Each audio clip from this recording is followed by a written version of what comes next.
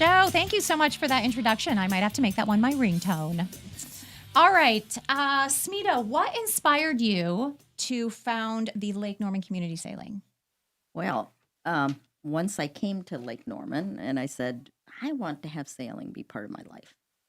I started looking around and you found a bunch of places. I actually ended up at Lake Norman Yacht Club.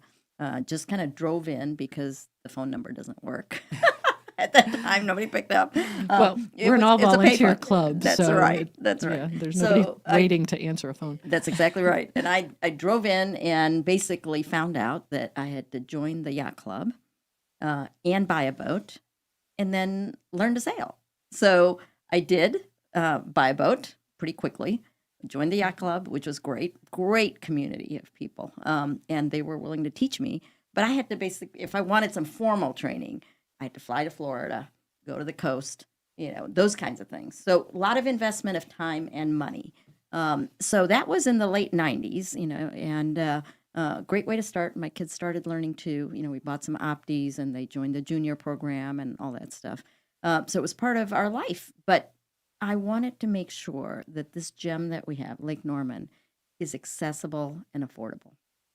It's really not accessible or affordable if you have to buy a boat and join a club to figure out whether you like sailing or, just to try it and learn. And we had no venue for really learning. So that's where the idea was born. And my friend Larry Betez was a big part of that. So with that idea, we started working on it. Took probably about 4 to 5 years to convince everybody, the police, the neighbors, the Parks and Rec system, Duke Power, FERC. I mean, the list goes on, right? So finally, 5 years later, in 2008, we got a lot of approvals. We raised money, and we started actually giving sailing lessons and all that in 2009, early 2009. And we've been at it since then. So you can actually be a part of Lake Norman Community Sailing for a little bit more than $1 a day. And you don't have to own a boat. You don't even need a life preserver. Just come in.